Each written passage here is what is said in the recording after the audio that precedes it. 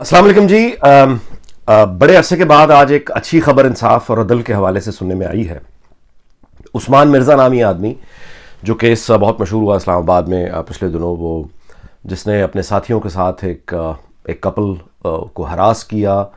उनको जलील किया, उनकी वीडियोस बनाई, उन्हें मारा पीटा, तशद्दुद किया और उस खातून का रेप किया। रेप करने के बाद उसको उसके कपड़े उतार के उसको मजबूर किया, थप्पड़ थप्पड़ मारते रहे, तशद्दुद करते रहे, वीडियोस बनाते रहे। और रेप करने के बाद उस्मान मिर्ज़ा नाम के आदमी ने वो जो विक्टिम, वो जो एक सहमी हुई खातून, रोती हुई खातून, बेबस खातून, और उसके साथ वो नौजवान जो बेबस था, मार खा रहा था, उस बेबस खातून से उस्मान मिर्ज़ा ने ये कहलवाया रेप करने के बाद कि ये बताओ कि तुम्हें मज़ा आया कि नहीं आया। और उसको मार मार के कहलवाया, मनवाया, तस्लीम करवाया कि उसको मज़ा आया। और उसके बाद उस नौजवान का वो मजाक उड़ाते रहे। और ये वीडियोस जब सामने आई तो ज़ाहिर है फिर उसको जब गिरफ़्तार किया गया तो वो एक विक्ट्री का निशान बनाते हुए गया था, बड़े फ़ख्र से। और उसके बाद उसकी एक ऑडियो भी सामने आई जिसमें वो ये कह रहा था कि कानून वगैरह मेरा कुछ नहीं बिगाड़ सकता। और इंटरेस्टिंगली हुआ यही आगे जाके कि जो रिपोर्ट हुआ कि 1 करोड़ रुपए उसने उन गरीब जो खातून और नौजवान, उनको देकर या ताकत का इस्तेमाल करके, डरा के, धमका के, यानी वो बहुत कमज़ोर गरीब लोग होंगे ना जिनके साथ ये सलूक हो गया है और मतलब है वो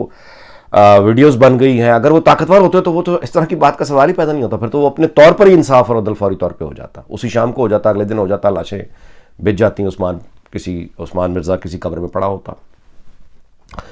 लेकिन ऐसा नहीं हुआ, वो कमज़ोर थे। तो उन्होंने पुलिस की जो इन्वेस्टिगेशन जब आगे चली तो इन दोनों ने ही इनकार कर दिया कि, यानी कातिल को कातिल, रेपिस्ट को रेपिस्ट मानने से इनकार कर दिया कि ये वो आदमी नहीं था, ज़ाहिर है डर के या पैसे लेके। और ये कोई पहली मिसाल नहीं है, बहुत हमारे यहाँ ये कॉमन चीज़ है, जहाँ पे रेमंड डेविस जैसा वाक़या सबके सामने हो जाए और उन लोगों के नाम भी सामने आ जाएं जो लोग इन्वॉल्व थे, फिर भी कुछ ना हो। तो ऐसे मुल्क में तो उस्मान मिर्ज़ा ही पैदा होंगे ना फिर। लेकिन अल्लाह का शुक्र है कि उसका रास्ता इस तरह से रोका गया कि अदालत में उसको वो जो डिजिटल एविडेंस था, ऑब्वियसली वीडियोस की शक्ल में, अदालत ने उस एविडेंस को देखा और उस एविडेंस को देखकर उसको उम्र कैद की सज़ा आज सुना दी है। और ये बहुत अच्छी बात है। यानी ये जो हमारी तसव्वुर है, वैसे भी बहुत से उलमा के नज़दीक ये इस्लामी शरीयत का ये तसव्वुर कि अगर जिसके ख़िलाफ़ जुर्म या ज़्यादती हुई है वो अगर माफ़ कर दे तो रियासत का माफ़ करना भी लाजिम है, नहीं, ऐसा बिल्कुल नहीं है। और इसको यानी बहुत बार बार क्लियर किया गया है कि नेशन, यानी अगर एक आदमी ने कत्ल किया है और जिसका कत्ल हुआ है उसकी माँ बाप या वो उसके वारिस अगर इसको माफ़ कर भी दे तो रियासत बहरहाल अपनी कार्रवाई का हक़ यानी जायज़ तौर पर महफूज रखती है और वो कार्रवाई कर सकती है, क्योंकि उसका कानून टूटा है, रियासत का कानून भी तो टूटा है ना। तो ये बहुत अच्छी हमारे लिए एक मिसाल है। और मैं आपको ये गुजारिश यहाँ पे ये ज़रूर करना चाहूँगा कि ये जो चर्चिल के नाम से बात मंसूब है, मशहूर है कि दूसरी जंग अज़ीम के दौरान उसने अपने लोगों से ये पूछा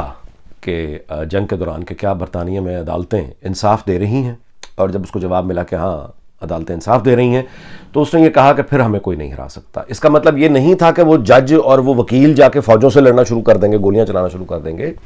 इसका मतलब ये था कि जिस माशरे में अदालतें इंसाफ दे रही हों, लोगों को इंसाफ मिल रहा हो,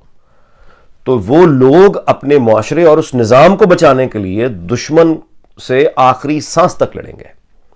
यानी वो दुश्मन को ये इजाज़त नहीं देंगे कि उनके इस निज़ाम को, जो इंसाफ और अदल उनको दे रहा है, ये निज़ाम उनसे दुश्मन आके छीन ले। इतनी बड़ी अहमियत होती है अदल की और अदालतों की और इंसाफ की। यानी अगर एक कौम में अदालतों से इंसाफ नहीं मिल रहा, अदल लोगों को नहीं मिल रहा, और ऐसे मुल्क के ऊपर अगर दुश्मन अटैक कर दे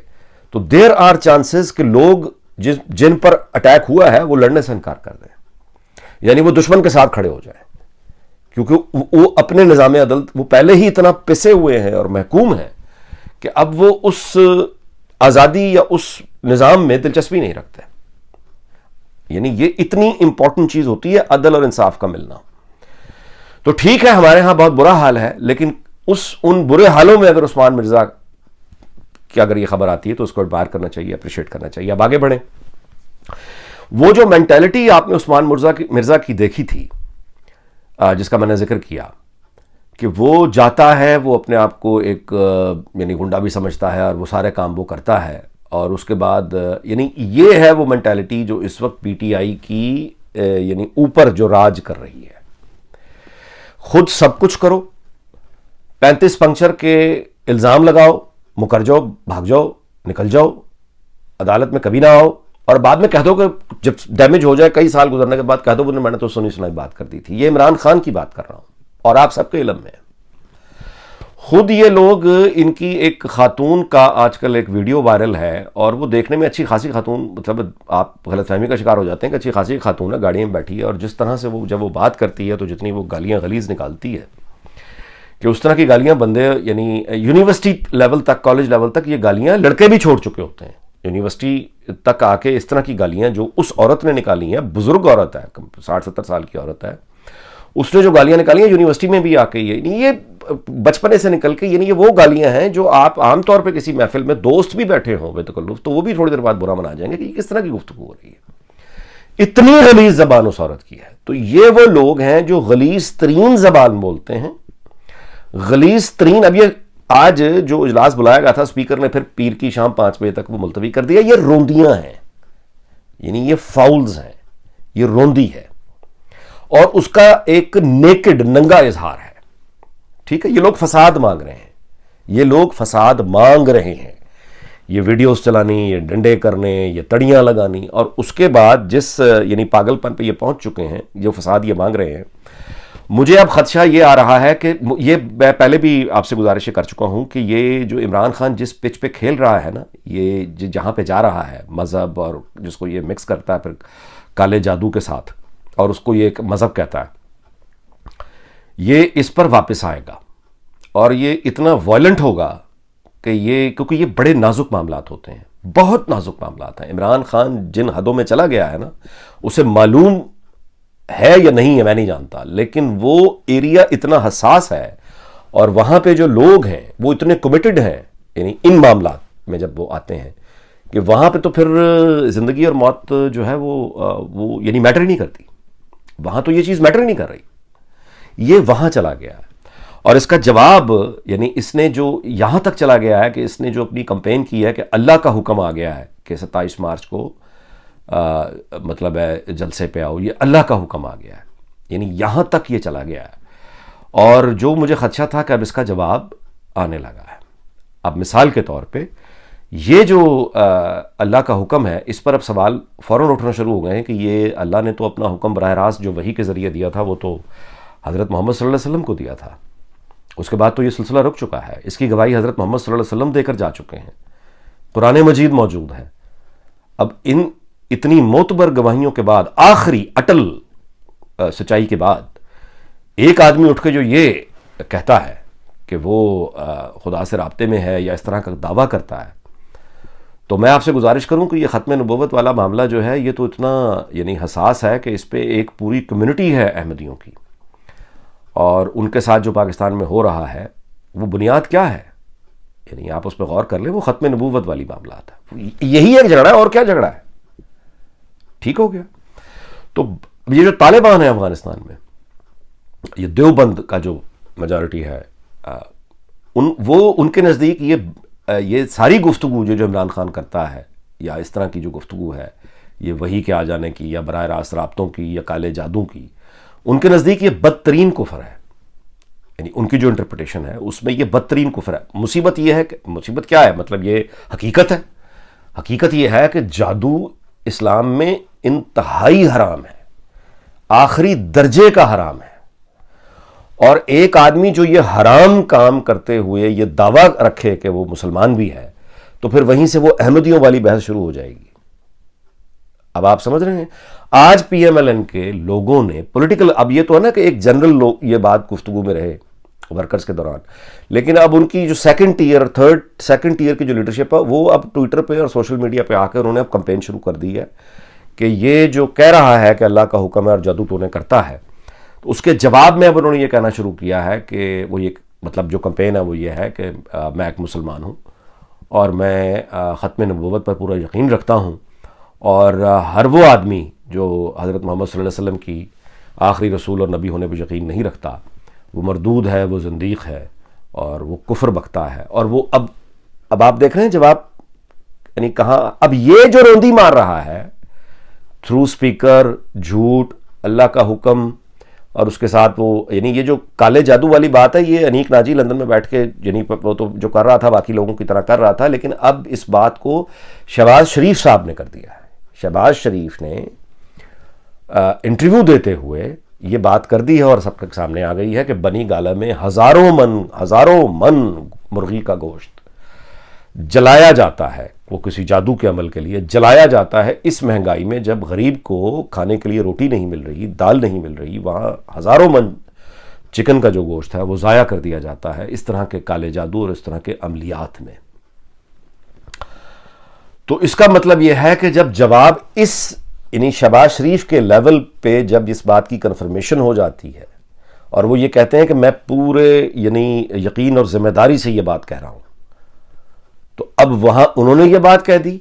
تو اب نیچے جو پارٹی ہے پوری کی پوری پی ایم ایل این جو دیکھتی ہے لیڈرشپ کی طرف،